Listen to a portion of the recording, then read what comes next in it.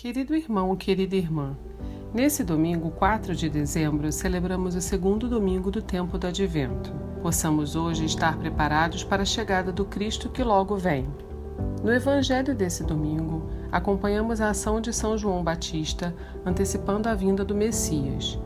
João anuncia a proximidade do reino dos céus e batiza os convertidos com a água.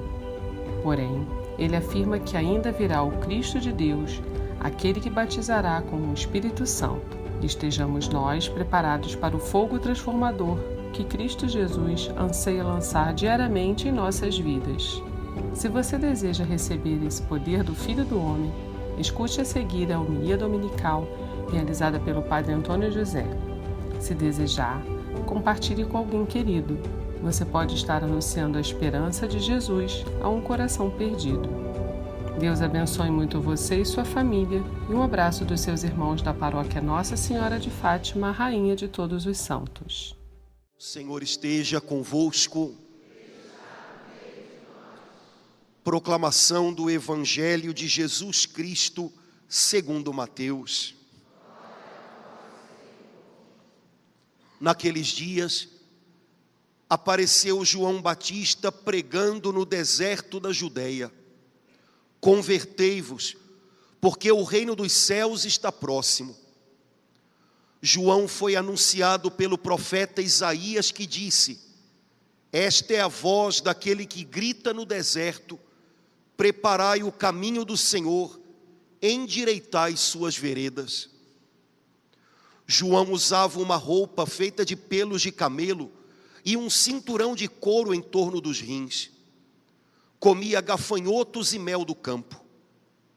Os moradores de Jerusalém, de toda a Judeia e de todos os lugares em volta do rio Jordão vinham ao encontro de João. Confessavam os seus pecados e João os batizava no rio Jordão. Quando viu muitos fariseus e saduceus vindo para o batismo, João disse-lhes: raça de cobras venenosas, quem vos ensinou a fugir da ira que vai chegar? Produzi frutos que provem a vossa conversão. Não penseis que basta dizer: Abraão é nosso pai, porque eu vos digo, até mesmo destas pedras, Deus pode fazer nascer filhos de Abraão. O machado já está na raiz das árvores, e toda árvore que não der bom fruto será cortada e jogada no fogo. Eu vos batizo com água para a conversão, mas aquele que vem depois de mim é mais forte do que eu. Eu nem sou digno de carregar as suas sandálias. Ele vos batizará com o Espírito Santo e com fogo. Ele está com a pá na mão. Ele vai limpar sua eira e recolher seu trigo no celeiro. Mas a palha ele a queimará no fogo que não se apaga. Palavra da salvação.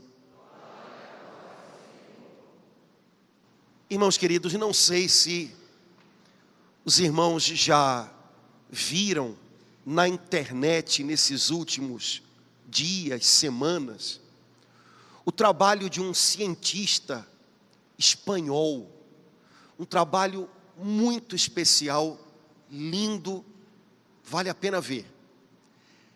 Esse homem que trabalha com computadores, ele pegou o Santo Sudário, todo mundo já ouviu falar do sudário, e ele imaginou como poderia fazer para extrair daquele sudário o retrato mais perfeito de Jesus. E como ele trabalha com computador e um monte de outras coisas, ele conseguiu fazer uma imagem, uma escultura hiperrealista de Jesus. Cada detalhe do sudário ele transformou na parte de uma escultura. A escultura é feita de silicone, que é uma coisa molinha, que pode dar a impressão da consistência da pele da gente, que também é molinha, e cada vez fica mais molinha, né, à medida, né? Ele fez um trabalho lindo, e é impressionante o que a gente vê. A gente vê um homem todo machucado, moído por tortura, um dos olhos fundo, roxo, por ter levado um soco, o cabelo empapado de sangue. Mas apesar de toda aquela dor, o semblante dele é de uma paz incrível. E quando eu vi essa escultura, que é exatamente o retrato do Jesus do sudário, eu fiquei imaginando como pode tanta dor e tanta serenidade juntas. Mas, irmãos, aquilo que esse homem conseguiu fazer foi um retrato do corpo de Jesus e do corpo morto de Jesus. Jesus não está mais morto. Jesus está vivo. E o retrato mais bonito que alguém pode ter de Jesus não é o retrato das suas feições físicas, porque a Bíblia diz para a gente que fisicamente Jesus não chamava a atenção. Alguém poderia imaginar, se eu vivesse há 2000 anos atrás, eu veria Jesus e eu me encantaria com o olhar, com o rosto dele. Mas olha, a Bíblia dá a impressão para a gente de que Jesus não tinha uma aparência muito diferente das pessoas do seu tempo. O que Jesus tinha de muito diferente era o que ele carregava dentro. E isso sim, encantava e encanta. O melhor retrato que alguém poderia nos dar de Jesus não é uma aproximação do que era o seu rosto, mas é um retrato do seu coração. O que ele ainda hoje carrega dentro. Esse retrato você tem na Sagrada Escritura, na sua Bíblia, não com um pincel, mas com palavras. Você encontra o retrato do coração de Jesus. E é o que mais importa. As leituras que nós ouvimos hoje, nesse finalzinho de ano, pintam diante dos olhos da nossa fé como é o coração de Jesus. E eu tenho certeza que todos nós que estamos aqui hoje precisamos encontrar um coração assim no caminho da nossa vida. A primeira leitura que a gente ouviu hoje é um trechinho do livro do profeta Isaías. Isaías viveu séculos antes do nascimento de Jesus, mas o Espírito Santo deu a Isaías a chance de ver como seria o coração do Salvador que iria chegar. E Isaías diz assim: eu vi um homem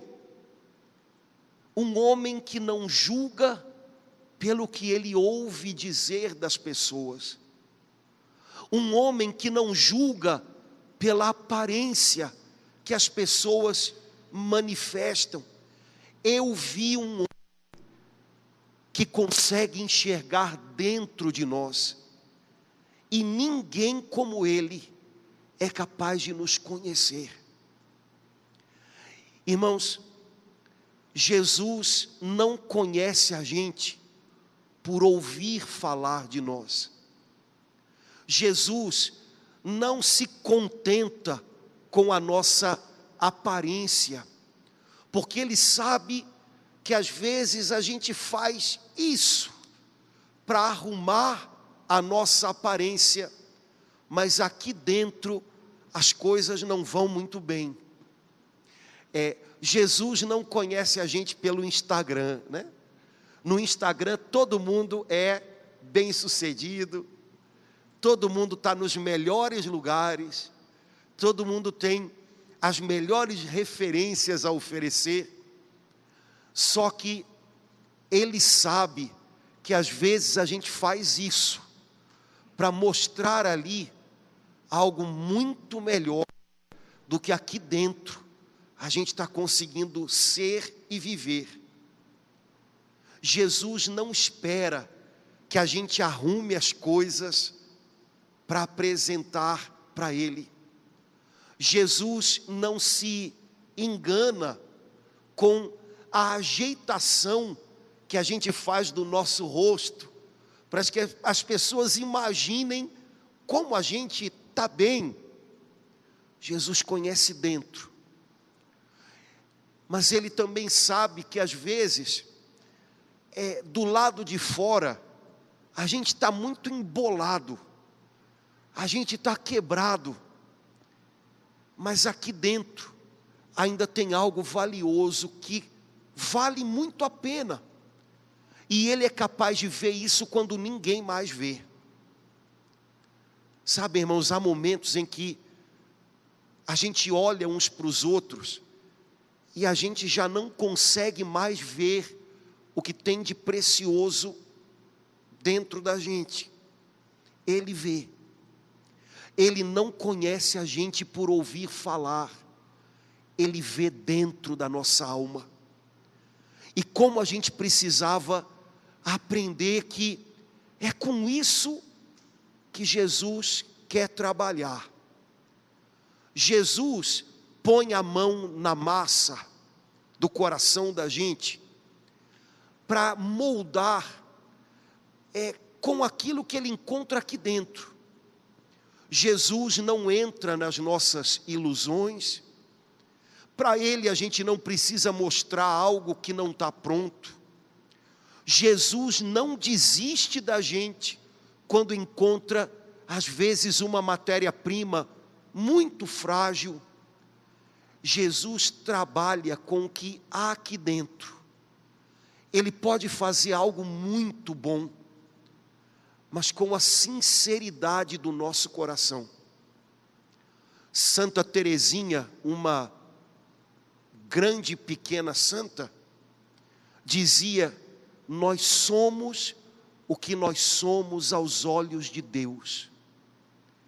E é só quando a gente faz as pazes com isso e se lança nas mãos dEle, que Ele pode moldar a nossa vida de um jeito melhor. Enquanto a gente imagina que a gente é o que as pessoas acham da gente, a gente vai vestindo umas fantasias que quando a gente está sozinho não cabem bem.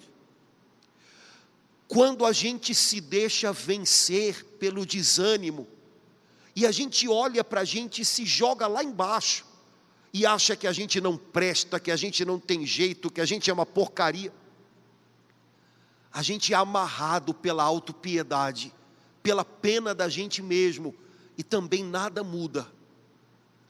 Quando a gente abre o coração da gente diante dEle, com sinceridade, sem sequer se julgar muito, viu? Porque nem a gente se conhece muito bem. Senhor, eu sou exatamente isso que o Senhor está vendo. Não sou tudo aquilo que eu arrumo, não sou um caso perdido. Eu sou esse barro que o Senhor pode moldar. Eu conto contigo. Nessa hora, Ele faz um caminho com a gente. Ele nos conhece como ninguém. E nós somos o que nós somos aos olhos dEle. Nem mais, nem menos. E Ele nos conhece tão bem e ainda assim não desiste da gente. Talvez, mesmo pessoas que nos amam muito, e mesmo aqueles que tanto nos conhecem, em algum momento poderiam dizer: isso aí não tem mais jeito não. Para Jesus, nunca. Sempre a gente tem jeito. Depois Isaías diz assim: eu vi alguém que fustiga a terra com a sua palavra. Fustigar, eita ferro, quer dizer remexer. Ontem um colega me mandou um videozinho no Instagram, também tem coisa boa, né? Muito legal, não sei se alguém já viu. É um senhor português que tem 6 filhos e ele é cozinheiro. Então no Instagram ele faz as receitas e bota os filhos para narrarem como é que se faz a receita. E ele tem um filho que deve ter uns 5, 6, 7 anos no máximo. E é muito engraçado, porque o menino fala com um sotaquezinho português. E o menino ontem estava falando que o pai fez um petit gâteau. E que o pai verteu a massa nas forminhas. E o colega que me mandou, eu falei para ele: você gosta do sotaque do garoto, né? Agora o garoto de 6 anos sabe o que quer dizer verteu. E se duvidar, no Brasil um homem velho não sabe, né? Verteu, né? Pois é, fustigar. Não é uma palavra que a gente usa todo dia. Fustigar significa remexer. Jesus Cristo remexe a terra com o que Ele tem para dizer. É claro que a Bíblia não está falando de terra, está falando dessa terra aqui. Ele remexe a gente por dentro, como ninguém mais. Quando eu era garoto, há muitos anos atrás, eu fui uma vez a um mosteiro que tem lá na parte rural de Guaratinguetá, lá para dentro. E a gente passava no meio de umas fazendas, a estradinha era de terra e a gente passava no meio, e eu estava curtindo aquilo, e a gente chegou num pedaço do caminho em que a paisagem ficou muito feia. Se olhava para um lado e para o outro, parecia que tinha caído uma bomba, porque estava na época de preparar a terra para plantar. Então o que os agricultores fizeram? Remexeram a terra toda.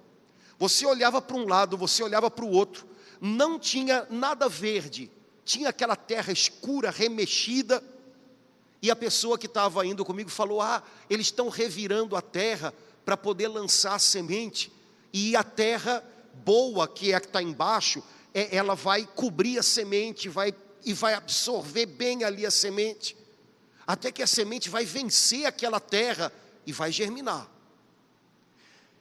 Irmãos, existem momentos na nossa vida em que a gente olha e tudo que a gente vê parece que é uma terra tão remexida, parece que virou tudo do avesso. E a gente olha para dentro da gente e parece que está tudo remexido. Sabe, nessas horas, a gente precisa lembrar que não é fim de linha. Talvez Ele esteja fustigando tudo, remexendo tudo, para que a gente possa viver algo novo. De repente na vida da gente parece que virou tudo do avesso, tudo remexido. E aí a voz dele está dizendo dentro da gente: e então, você continua confiando em mim? Senhor, eu não estou entendendo nada, está tudo tão complicado, mas eu confio. E essa confiança que Ele te pede, e que remexe tanto o coração, ela vai ser o começo de algo melhor. Quem sabe a terra do coração está machucada, por mágoa, por tristeza, e aí Jesus está lá, fustigando o seu coração, dizendo: perdoa.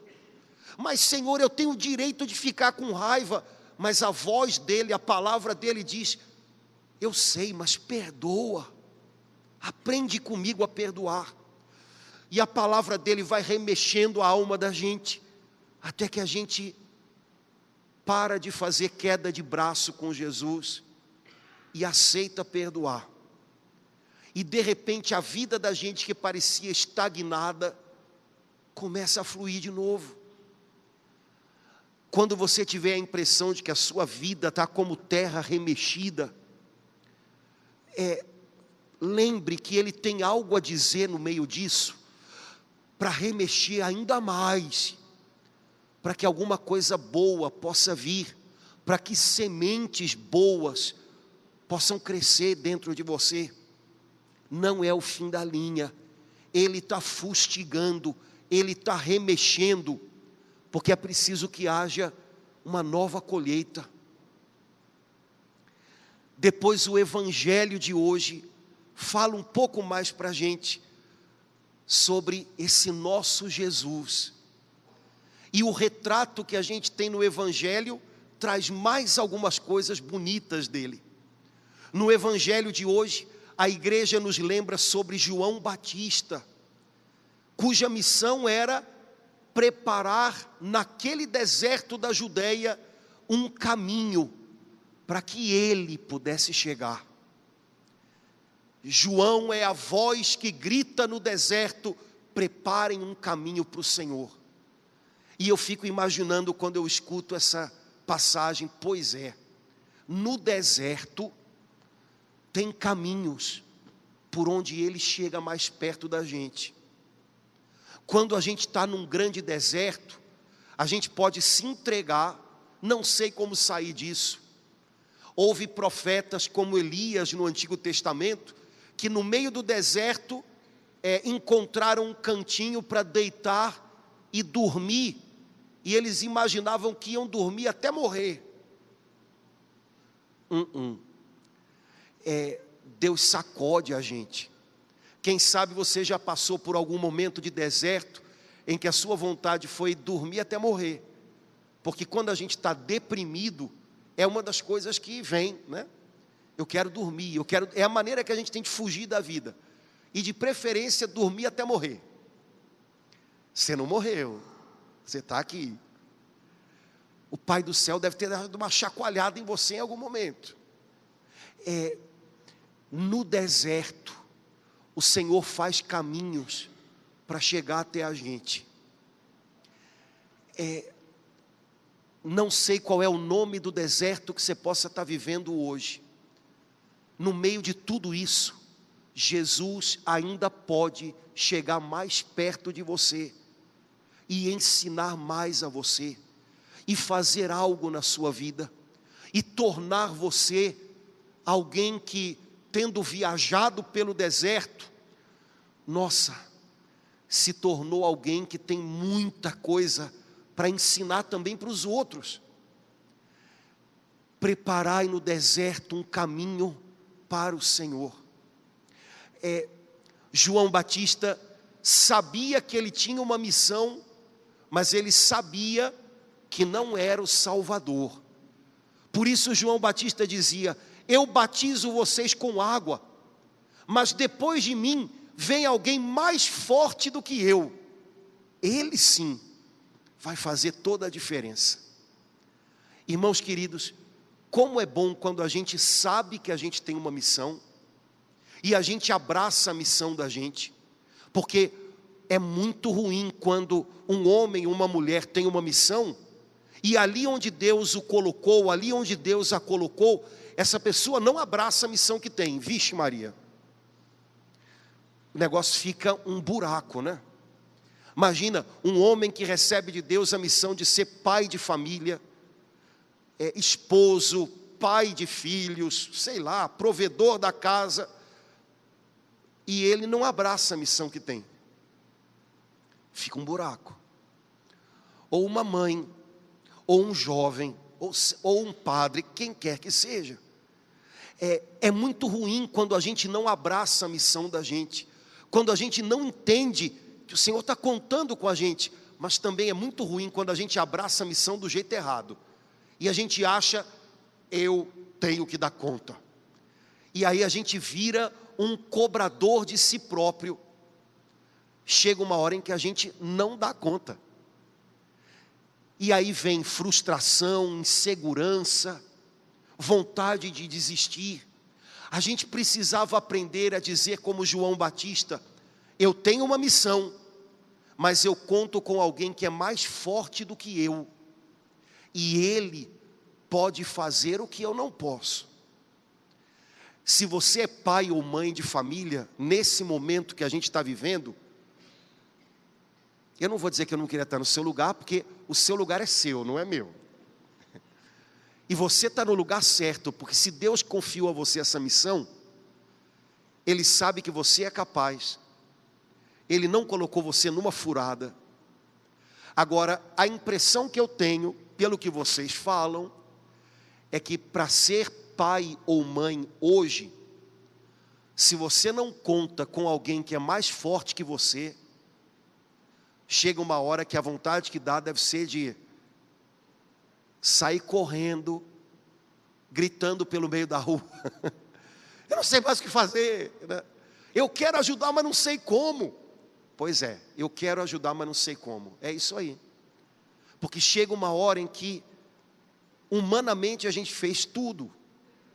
Não fez talvez a melhor coisa do mundo. Pai e mãe também erra para chuchu, né? Mas fez o que sabia, o que podia. E não foi o bastante. João dizia: vem alguém mais forte do que eu. Esse alguém mais forte é Jesus Cristo. E Ele não vem, Ele veio. Ele está com você, conta com Ele. Quando você tiver uma missão a cumprir com os seus filhos, com os seus netos, na sua casa, no lugar onde você trabalha, não vai sozinho. Antes de ir ter com as pessoas, vai ter com Ele. E entra em acordo com Ele. Senhor, o Senhor sabe que se eu for do meu jeito, eu vou chegar com o pé na porta e sai de baixo, que hoje não vai sobrar um.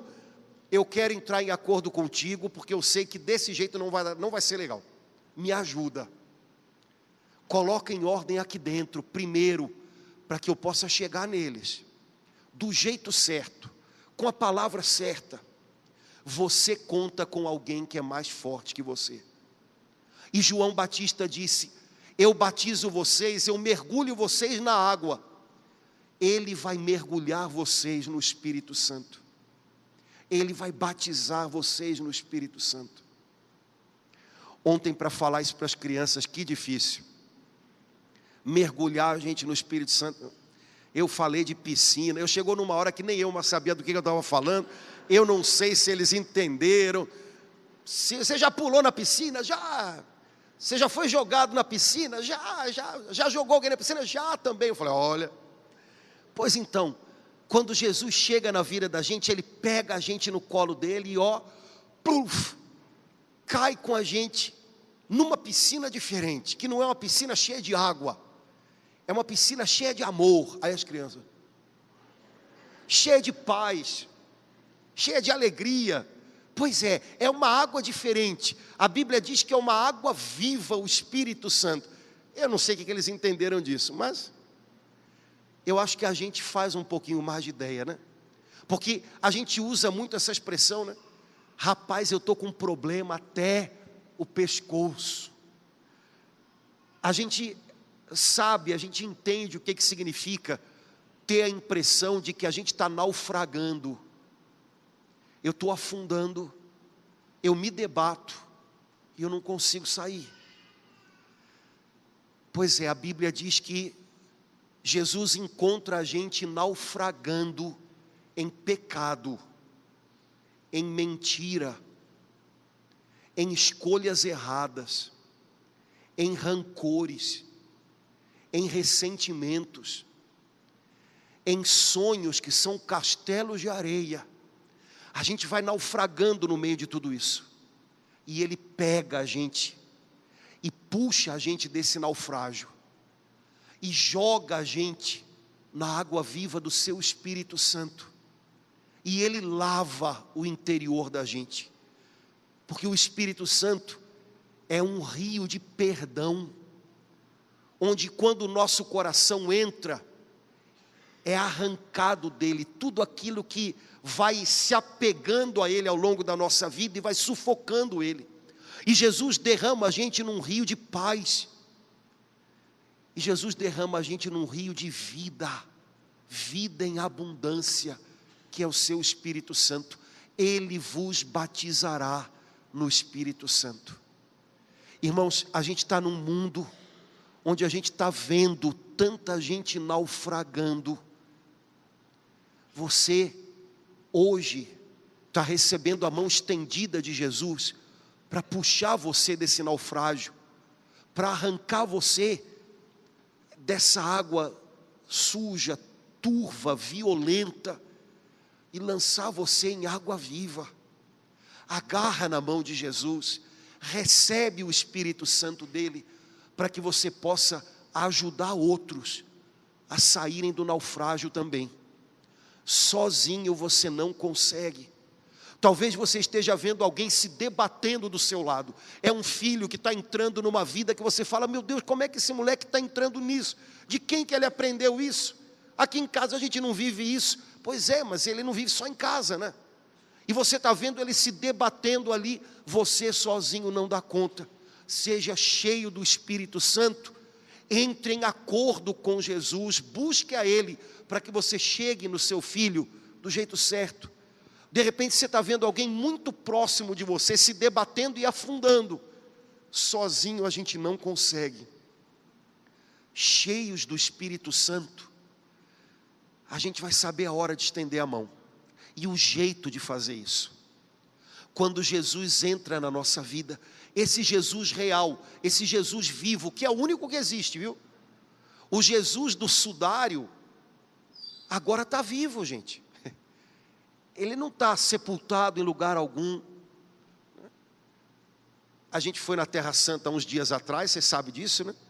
E a gente, quando vai na Basílica do Santo Sepulcro, para entrar mesmo no sepulcro de Jesus é 30 segundos, porque é sempre tanta gente. Então eu rezo do lado de fora, eu faço tudo lá de fora. Quando eu entro, eu bato lá e digo: está vazio, do jeito que tem que estar. Jesus está vivo, aleluia. Dou um beijinho e saio. Tem nada lá dentro, tem ninguém ali. Jesus está vivo.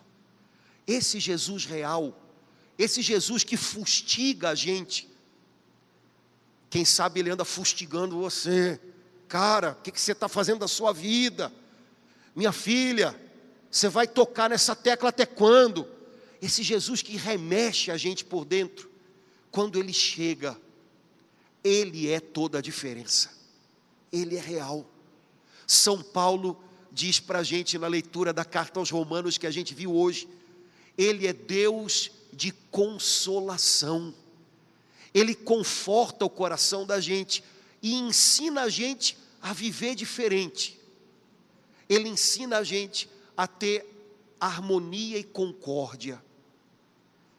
Ele acolhe a gente e ensina a gente a acolher uns aos outros. Irmãos, quando a gente chega até Jesus, a gente chega do jeito que chega, viu? Se você esperar ficar prontinho para vir até Jesus, você não vem nunca, porque a gente não se apronta sem Ele. Quando a gente chega quebrado, a gente chega pela metade, a gente chega machucado, a gente chega machucando, mas aí Ele de braços abertos acolhe a gente, e com paciência Ele caminha com a gente, e aos pouquinhos a presença dEle na nossa vida muda a gente, mas primeiro Ele nos acolhe, e aí a gente vai mudando por estar ao lado dEle. São Paulo disse: irmãos, como Jesus acolhe a gente tem que acolher um ao outro. A gente gostaria que as pessoas chegassem até a gente prontas, né? Elas não chegam, elas chegam do jeito que elas chegam, estabanadas, derrubando tudo pelo meio do caminho, chegam às vezes atropelando as coisas. Calma, as pessoas chegam do jeito que elas chegam, a tarefa da gente é não perder o prumo da gente. Mas primeiro a gente acolhe, e aí a gente caminha junto, e aí a gente escuta, e aí a mudança vai acontecendo. Mas seria tolice imaginar mudar alguém antes de acolhê-lo, não dá. Por outro lado, São Paulo diz: acolham uns aos outros, porque é engraçado, todo mundo quer ser acolhido, mas o negócio é que a gente tem que acolher um ao outro. Eu quero chegar num lugar onde todo mundo me acolhe e todo mundo me entenda. Que bom, eu também quero. Agora, nesse lugar, certamente eu também vou ter que entender e acolher quem está do meu lado.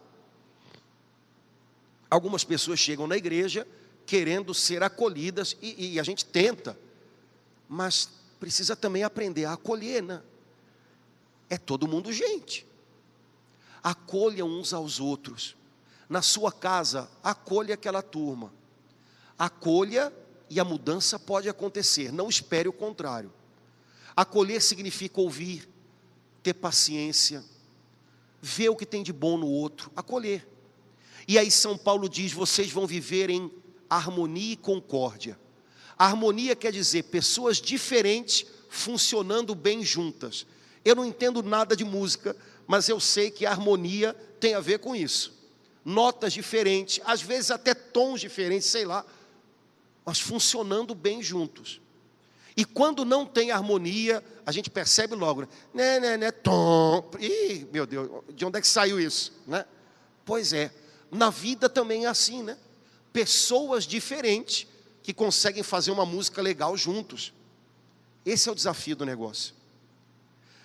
Harmonia e concórdia. Concórdia quer dizer corações, cordes, batendo juntos.